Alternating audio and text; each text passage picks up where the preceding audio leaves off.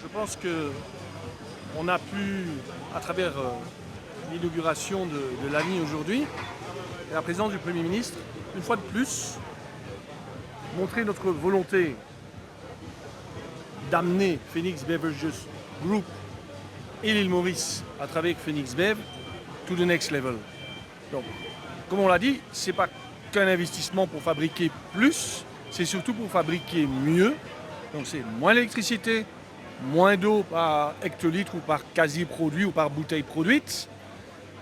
C'est surtout des technologies innovantes qui peuvent nous permettre de développer de nouvelles catégories. Il y a des produits qui existent chez Coca-Cola, du flavoring water, du vitamin water, d'autres types de Coca, Coca Cherry, Coca Vanille. Ces produits-là, avec ce qu'on avait comme infrastructure installée au niveau de l'île Maurice, n'était pas possible de fabriquer. Ça veut dire qu'on va maintenant réaccélérer. On a investi beaucoup dans notre système de distribution. J'ai plus de camions, de chauffeurs. Vous n'êtes pas sans savoir, le problème de recrutement de la main-d'œuvre est un problème qui est global dans l'île Maurice. Là, on est bon.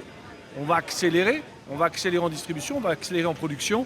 Et on va revenir à un niveau qui doit nous permettre, de mettre le leadership là où il est, d'inscrire les éléments nécessaires au bien-être des Mauriciens comme étant les plus importants pour nous. Quand vous avez des portefeuilles de catégories de produits qui grandissent, vous pouvez faire des choix. On est rentré aux Seychelles, on est rentré à La Réunion. À La Réunion, on a un investissement comparable à celui-ci qui va être fait là-bas.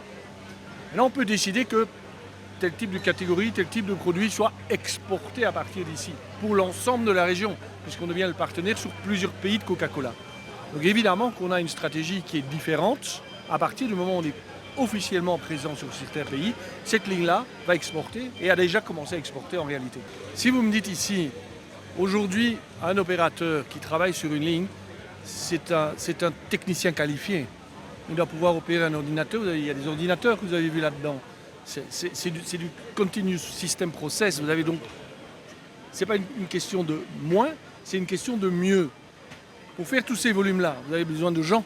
Vous avez besoin de gens qui vont travailler 3 shifts, qui vont travailler 7 jours sur 7. Ça veut dire, c'est pas un problème du nombre, c'est un problème de qualification. Jusqu'où on va pouvoir avoir et trouver les gens, comment on va arriver à les former en partie en interne, où est-ce qu'on va aller chercher des qualifications qui n'existent pas en dehors si on ne les trouve pas, plus qu'un problème de quantité.